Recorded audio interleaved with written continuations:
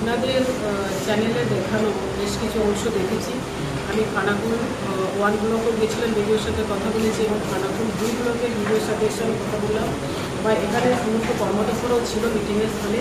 তো আমি যেটা দেখলাম বা কর্মদক্ষরাও বললেন যে তারপলির সাফিসিয়েন্ট আছে এখন পর্যন্ত। এখন যে পরিস্থিতি চলছে সেই জায়গাতে তারপলি মানে আমরা যেটা তিরপল বলি সে তিরপল রয়েছে বা প্রত্যেকটা জিপিকে চাল সাপ্লাই দেওয়া হয়েছে। কোথাও 5 কুইন্টাল, কোথাও 10 কুইন্টাল করে একটা চাল সাপ্লাই দিয়েছে একবারে আপৎকালীন তৎপরতার জন্য। আর এই মুহূর্তে আমরা যেটা দেখলাম যে ধাননগরী, মারকানা, জগৎপুর সেখানে আমাদের ক্যাম্প চালানোর জন্য আমরা আজকে সিদ্ধান্ত নিয়েছি। আমাদের খুব শীঘ্রই ক্যাম্প শুরু হয়ে যাবে। আর বিশেষ করে আর কয়েকটা জায়গায় যদি আমরা নৌকা পৌঁছাতে পারি তার জন্য আমরা ইন্ডিয়ারের টিম থেকে শুরু করে বা কিছু নৌকার কোথাও আমরা বলেছি এবং জলের খরচ যাতে মানুষের জল পেতে কষ্ট না হয় তার জন্য মেশিন আজকে সন্ধ্যাবেলায় চলে আসছে। তো সার্বিক সবাই মিলে আমরা চেষ্টা করছি আলটিমেটলি মানুষের কাছে পৌঁছানো, যেহেতু আমরা মানুষের জন্যই কাজ করছি। সব ক্ষেত্রে রাজনৈতিক তরজা শুরু হচ্ছে, তৃণমূল বলছে আমরা করছি, বিজেপি বলছে আমরা করছি। দেখুন, আমি রাজনৈতিক চর্চা কী হচ্ছে আমি সেটা জানি না। আমি মনে করি আমি একজন জনপ্রতিনিধি হিসাবে রংটা আমার কাছে প্রধান গুরুত্ব নয়, আমার কাছে মানুষ গুরুত্ব। যার জন্য আমি খানাকুল 1 ব্লকও সবাইকে ডেকে নিয়ে বসেছিলাম এবং খানাকুল 2 ব্লকেও আমি সবাইকে নিয়েই বসেছি।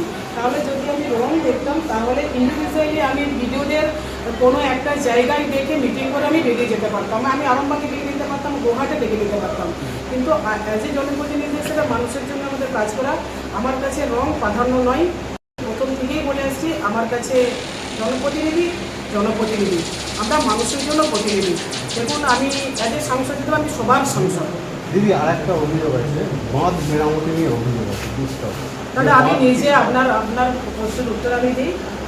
আমি যখন একটা ভেরিফিকেশন এসেছিলাম সেটা আমি গেছিলাম কামদেব চক থেকে শুরু, কামদেব চক, বালিপুর, বলাই চক, বেশ কয়েকটা জায়গায় গেছিলাম। আমি নিজের চোখে যখন দেখে এসেছিলাম তারপরেও আমি আমার থেকেও একটা ইঙ্গিত দিয়েছিলাম বা প্রশাসনের তরফ থেকেও দিয়েছিল। তো এটা আপনারা সকলেই জানেন যে জলটা ছাড়া হয় ডিবিসি, সেই জলটা কিন্তু অনেক আগে ছেড়ে দিয়েছে।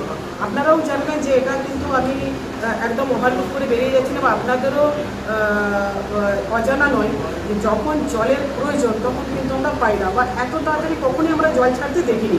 যদি পিডিসির জলটা আরও 1 মাস পরে ছাড়তো তাহলে কাজটা, নদীবাঁধের কাজটা বোধ হয় আরও তৎপরতার সহিত আরও একটু আগে যেত। আমি যেটা নিজের চোখে দেখেছি।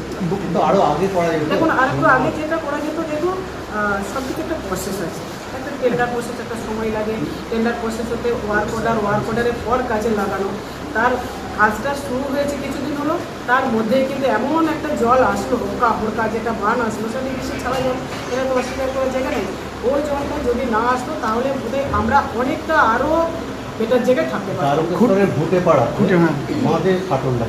আচ্ছা, ফাটলটা আপনারা যেমন দেখিয়েছেন, কিন্তু আমি দেখবো মিডিয়া পার্সনের কাছে একটা কথা বলবো যে কাজটা সুন্দরভাবে রিপেয়ারিং করেছে, ওটা দিয়ে দেখা তাহলে মানুষ আশ্বস্ত হবে যে ফাটলটা হয়েছিল এবং ফাটলটা কিন্তু কাজটাও কিন্তু কাজটা কিন্তু আমি দেখেছি, আমাকে ছবি পাঠিয়েছি, কাজটা কিন্তু হয়েছে। প্রশ্ন উঠেছে যে শুকনো অবস্থায় বাঁধ তৈরির নিয়ম, এখন ভরা বর্ষায় কেন বাঁধ তৈরি হবে? তাহলে তো বাঁধ তৈরি করতে হতে কাজ নষ্ট হবে, এতে সরকারের অর্থ নষ্ট হচ্ছে। অন্যান্য বছর দেখবেন মিনিতে জল নিয়ে জমি চাষ করতে হতো, ধানটা চাষ করতে হতো।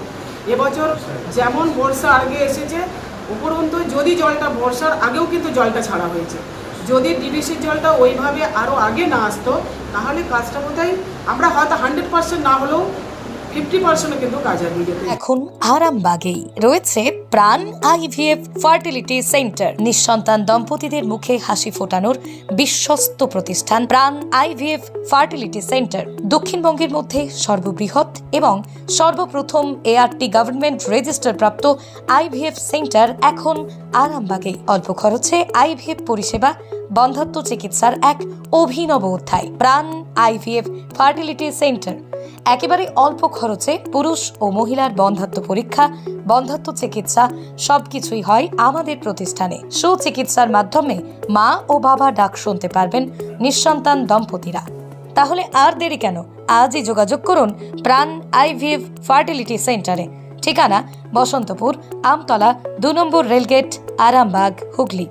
যোগাযোগ নম্বর 7865858781 অথবা যোগাযোগ করুন 7908098172 এই নম্বরে।